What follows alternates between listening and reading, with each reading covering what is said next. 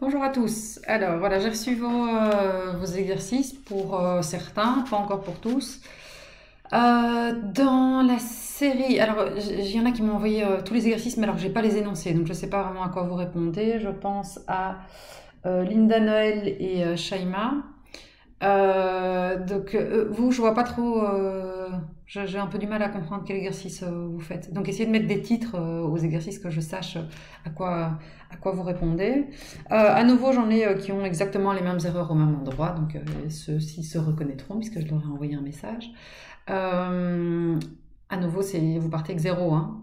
Donc voilà, vous pouvez pas arriver à la moitié, quoi. Dans le pire des cas, on peut essayer de sauver les meubles avec l'oral en essayant de voir un peu à quoi vous savez réellement répondre, mais pour l'écrit, vous avez zéro. Donc voilà, je vous déconseille largement d'aller copier chez vos voisins. Personne n'écrit la chimie deux fois de la même manière, ça n'existe pas. Personne n'a le même raisonnement, personne se dit les choses exactement dans le même ordre. Hein. Et donc il y a d'office, des changements. Hein. Donc même en termes d'unités de mesure, il y en a qui vont utiliser des décimètres cubes, d'autres qui vont utiliser des litres, il y en a qui vont changer les unités à la fin. Personne n'a le même cerveau, donc personne ne fonctionne exactement de la même manière. Donc je vous déconseille largement d'essayer de copier chez vos voisins parce que c'est flagrant. C'est flagrant. Comme faire une erreur par exemple dans un truc et l'autre fait exactement la même erreur. C'est improbable que ça arrive. Ok, donc il y a certaines erreurs qui sont fréquentes et effectivement elles peuvent arriver. Après, voilà, en tout cas ça met la puce à l'oreille et je vous déconseille du coup largement de mettre ça en pratique.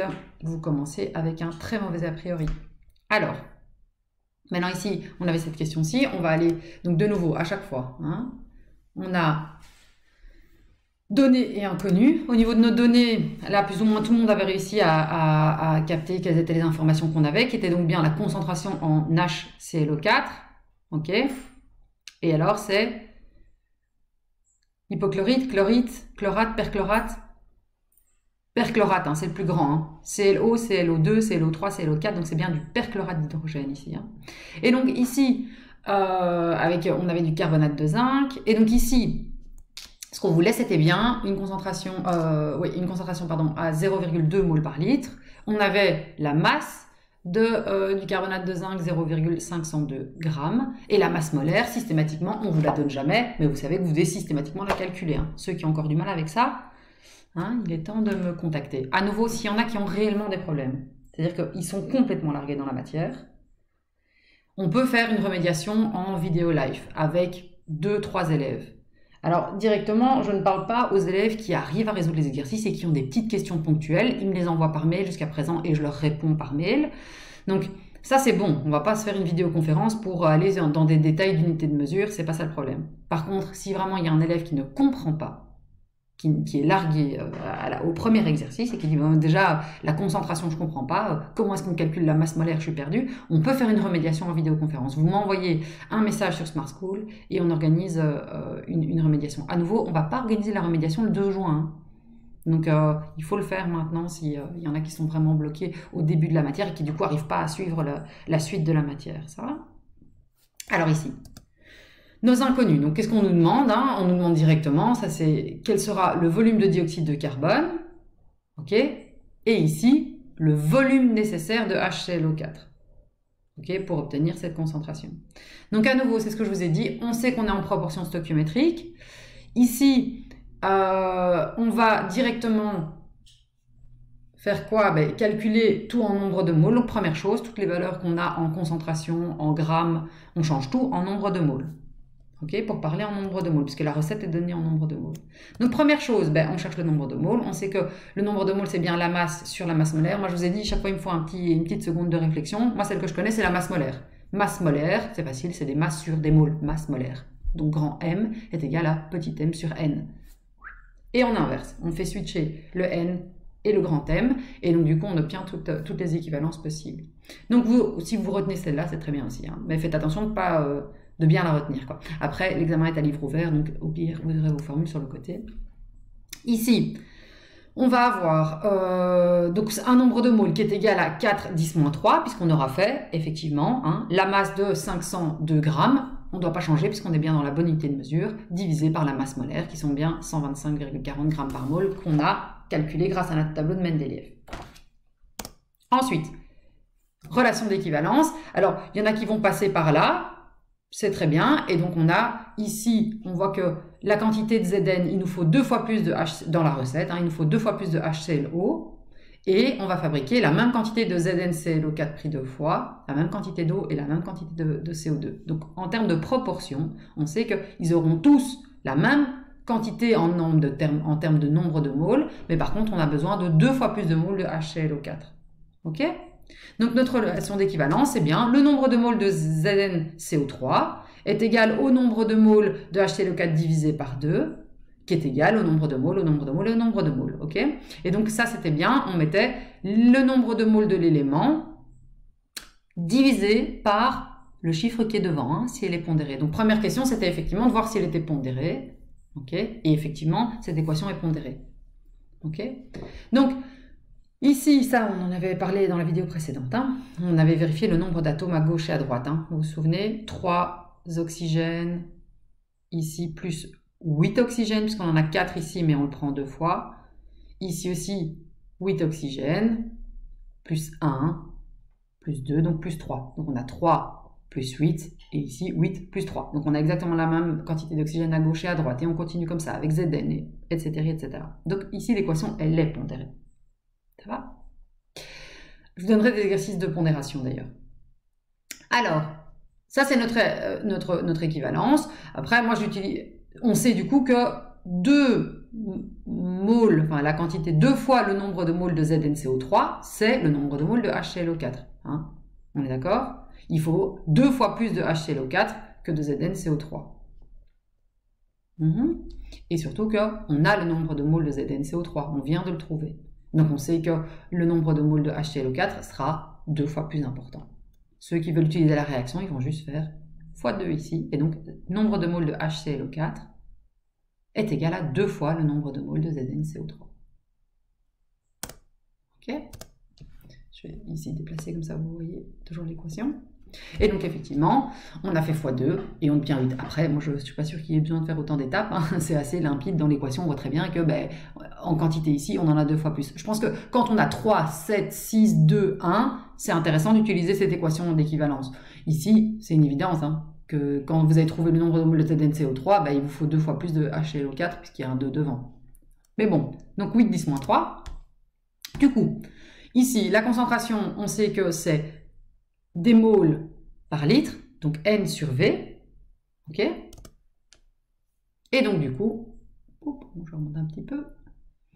Mon N, on sait isoler V, hein, le volume, et donc de nouveau, on peut utiliser C est égal à N sur V, puisqu'ici, on est bien dans une concentration, on est dans quelque chose qui est aqueux. Hein. Donc on n'utilise pas cette formule-là quand on parle des gaz. Hein. Ici, c'est parce qu'on est bien dans quelque chose de liquide, donc ça fonctionne. On a une concentration avec un nombre de moles sur un volume.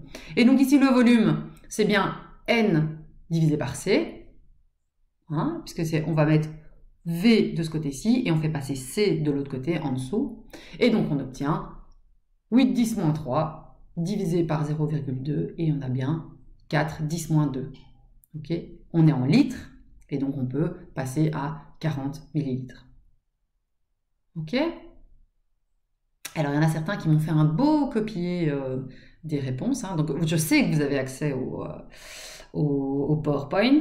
Par contre, c'est un peu un non-sens hein, de me copier texto ces flags, quoi. Juste comme ça, vous le savez, ceux qui l'ont fait. Il y en a un surtout, il y en a 2 où c'était flagrant.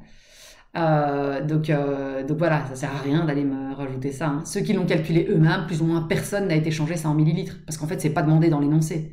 Hein, on fonctionne en litres et donc on a 4, 10, moins 2 litres.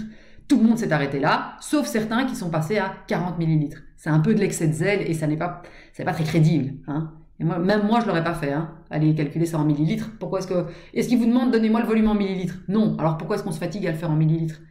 Donc voilà, les élèves qui m'ont donné 40 millilitres comme réponse, c'est un peu gros. Donc à nouveau, pensez pas être plus malin. Hein. On fait de griller à chaque fois, hein, c'est flag. Enfin bon, bref. Donc voilà, ceux qui m'ont mis 40 millilitres, c'est évidemment ceux qui ont été copiés PowerPoint, ça ou rien. Là, ça m'énerve plus que... Je vous dis, vous devez faire les devoirs. Si maintenant vous me faites ça, c'est des points négatifs. Enfin, vous partez avec un mauvais a priori, je vous dis, ouais, la personne est en train de se foutre de moi. Donc voilà, évitez de vous foutre de moi, c'est pas terrible. Je préfère que vous fassiez pas l'exercice, quoi. Alors, ici, Zn, CO3. Donc on nous demande, deuxième partie, hein, le nombre de moles de CO2. On a toujours notre nombre de moles de Zn CO3 hein, qu'on avait trouvé avant, et on sait qu'on a le même nombre de moles de CO2, 4. Et bien tout simplement, on sait que dans des conditions normales de température et de pression, c'est-à-dire 1 atmosphère 0 degré, et je dis, on a deux valeurs. On a conditions normales de température et de pression et conditions standards de température et de pression. Normal, c'est 0 degré, standard, c'est 25 degrés. Ok? Et je vous ai dit, il y a deux chiffres à retenir. 22,4 litres pour une mole ou 24,5. Ben, le plus grand des deux, c'est à 25 degrés d'office. Un gaz, il se dilate avec la chaleur. Hein. Donc ici, s'il y en a un des deux à choisir, c'est bien 22,4 litres. Ok? Au moins, celui ou celle qui a fait ce calcul et qui a utilisé 24,5, ben je sais qu'il n'a pas lu le PowerPoint. Ce qui est dommage, c'est que du coup, il y en a un autre qui a copié sur lui et qui a fait exactement la même erreur. À nouveau, c'est flag. Alors, d'autres ont utilisé PV est égal à NRT. Et donc ici, ben directement, on va avoir hein, le volume qui est égal à 22,4 fois 0,004. Ceux qui ont fait l'exercice eux-mêmes, ça se voit parce qu'ils ont fait une règle de 3 et donc on voit, parce qu'on n'arrive pas à cette conclusion aussi rapidement, il faut effectivement mentalement se dire, ben, une mole c'est 22,4 litres, donc 0,04 mole c'est ben, 0,04 fois 22,4. Ok? Donc c'est vraiment une règle de 3 qu'on fait ici. Hein. Et on obtient ici 8,96, 10 moins 2. Alors la plupart, vous avez eu 0,00896 ou 89. Ça, c'était bon. Ok? À nouveau, les millilitres, on ne vous les demande pas en réalité. Ok? Ça, c'est quand on fait ici PV égale NRT. Et à ce moment-là, on a isolé V. Et on fait V est égal à NRT sur P. Okay. Et là, il faut juste faire attention qu'on utilise bien la température en Kelvin. Et donc, c'est bien ici. Hein, on va utiliser la température en Kelvin. Et donc, ici, ceux qui ont recopié bêtement, hein, qui m'ont mis 298, et ben, ça n'a aucun sens, puisqu'en fait, 0,04 fois 0,082 fois 298, ça ne fait pas 89. Ça fait 97.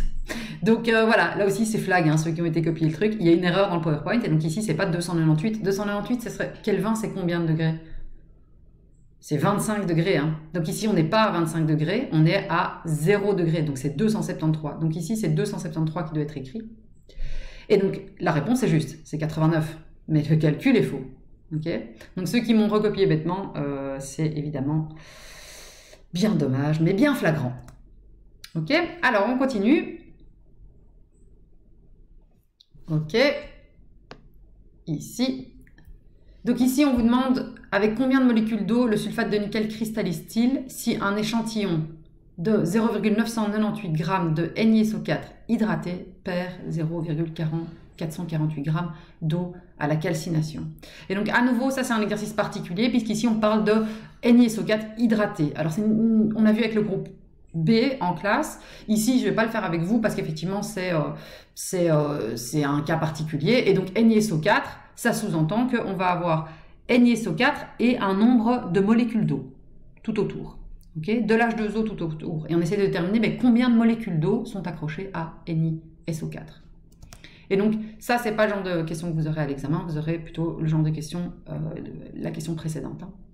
Mais pour votre information, donc NiSO4, et ici on met un fois, mais c'est pas un fois, ça veut dire en gros c'est un plus, donc à combien de molécules d'eau sont accrochées à la molécule de NiSO4. Ok. Et donc quand on chauffe, ben, du coup ça se détache et il nous reste que du NiSO4 et notre H2O ben, il est évaporé. Okay, c'est comme si vous aviez quelque chose d'humide et puis vous faites chauffer et donc l'eau s'évapore et vous vous retrouvez avec quelque chose de sec à la fin. Et on essaie de voir ben, combien il y avait d'eau qui était accrochée au NiSO4, combien de moles d'eau étaient accrochés au NiSO4. Et donc là, ici, l'exercice est un petit peu différent, hop, puisque au niveau de nos données, okay, on va avoir ben, tout simplement ici un échantillon, hein, donc la masse totale de notre échantillon, qui est de 998 grammes. Et il a perdu